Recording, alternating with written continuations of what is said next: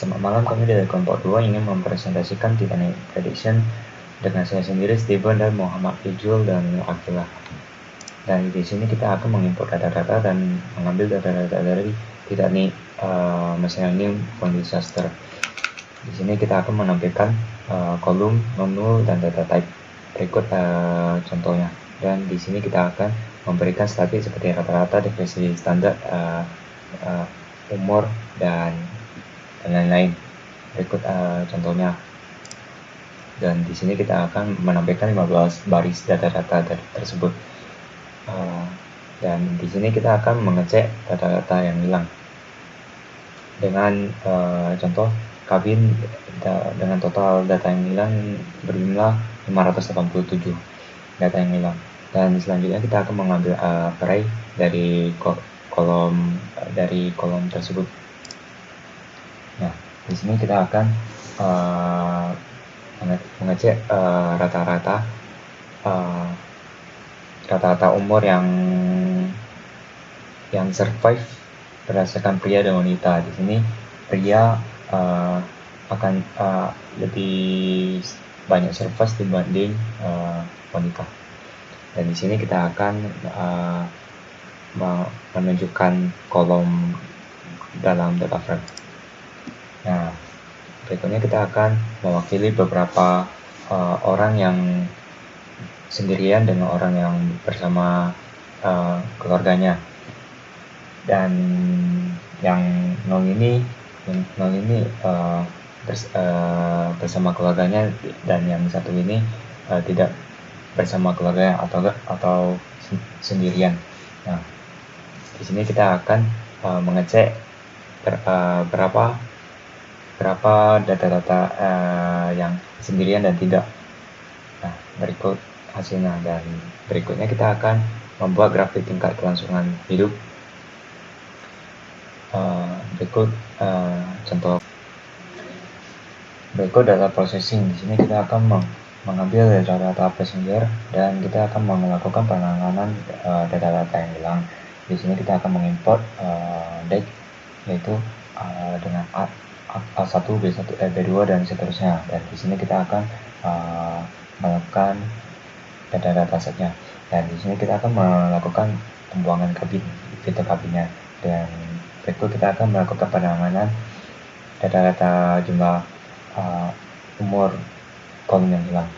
Dan berikut adalah hasil coding, dan ini kita akan mengecek apakah umur ini mempunyai null value, dan hasilnya adalah 0. Dan berikutnya kita akan melakukan describe, menampilkan data-datanya, dan kita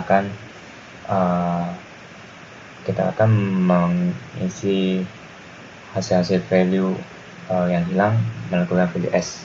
Dan berikut adalah hasilnya. Hello dan hi, nama saya Muhammad Yusuf Roslan. Okey, sekarang saya akan menerangkan tentang converting features. Okey, pada line ke-20, kami membuat train data frame info untuk mencari info-info yang ada sebelum kami convertkan feature-features yang tersebut. Okey, pada line ke-21, menggunakan data train data frame dan juga test data frame, kami ingin convertkan column var dari float kepada integer 64. Jadi sebelum kami convert, kami mengisi null value kepada 0, dan kemudian kami mengubah column var dengan convertkan dari float ke integer 64. Okey, seterusnya pada line yang ke-22, kami ingin extract title daripada name feature. Jadi seperti yang kita dapat lihat ini, title contohnya seperti MR kepada 1 dan akhir sekali rare kepada 5. Dan line yang ke-23, kami ingin drop name column, iaitu drop name. And then line ke-24, kami convert sets feature kepada numeric. Contohnya male iaitu 0 and female kepada 1. Line yang ke-25, kami ingin describe data frame ticket. Dan juga line ke-26, kami drop ticket column. Dan juga line ke-27, kami convert embark feature into numeric. Contohnya S kepada 0, C kepada 1, 1, Q kepada 2. Okey, seterusnya kita nak create kategori. Okey, pada line ke-28 kita nak di sini kita membuat kategori untuk umur. Seterusnya line ke-29 kita nak cari value count bagi setiap age. Contohnya age 2 sebanyak 709. Dan seterusnya line ke-30 kita membuat train data frame head 10. Kita nak lihat balik berapa banyak age yang ada. Di sini kita dapat lihat 10 yang terawal, data yang terawal, dan seterusnya line ke-31 kita nak buat create category for fair. Okey, seterusnya kita memasuki kepada creating new features. Pada line ke-32 kita membuat features baharu iaitu age times P class, dan pada yang line ke-33 iaitu fair per person features. Dan line ke-34 kita membuat train data frame head 20. Kita nak lihat balik training set kita sebelum kita start dengan training model. Okey, seterusnya kita memasuki kepada building machine learning models. Okey, seperti yang kita dapat lihat di sini, line yang ke-36, SGD Learning mendapat 40.29%. Random Forest sebanyak 91.02%. Linguistic Regression sebanyak 82.04%. KNN sebanyak 83.28%. Dan juga Gaussian Naive Bayes sebanyak 77.44%. Okey, seterusnya Perceptron sebanyak 74.41%, Linear SVC sebanyak 81.82% dan juga Decision Tree sebanyak 91.02%. Okey, seterusnya daripada semua model yang kita telah buat, kita mahu mencari the best model. So dari sini kita dapat outputnya skor yang paling tinggi iaitu 91.02% iaitu model random forest, dan skor yang paling rendah ialah 40.29% iaitu model stochastic gradient descent. So the next one is the k-fold cross validation. We're using CV equals 10 or 10 folds, and then it will print 10 scores inside the array. And then from the 10 scores, we will get the mean, and then we can see that our model accuracy is 83%. And then with the standard deviation of 4%, and then this shows that our model can differ plus minus 4%. And then the confusion matrix, we can see that 474 passengers were correctly classified as not survived, and then 75 are wrongly classified as not survived. And then 88 passengers were wrongly classified as survived, and then 254 passengers are correctly classified as survived. The next one is precision and recall. From the precision score, our model accurately predicts a passenger's survival 77% of the time.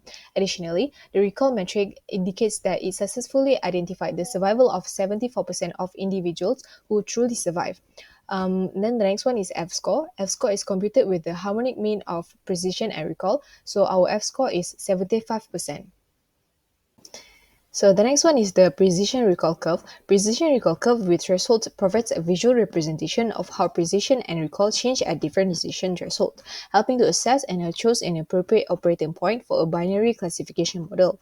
For each person, the random forest algorithm has to clarify. It computes a probability based on the function, and it classifies the person as survived when the score is bigger than the threshold and not survived when the score is smaller than the threshold. So from the graph here, we can see that the recall graph is falling rapidly at a precision of 85%.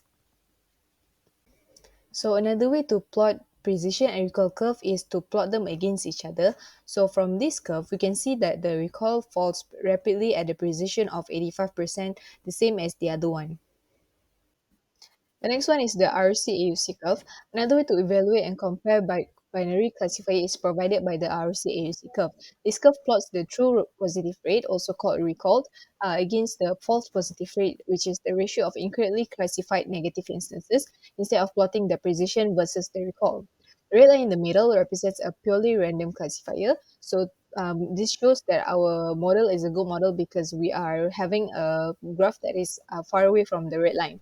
And here we can see the RC-AUC score, which is 0.95 or 95%. So the last one is the single data prediction.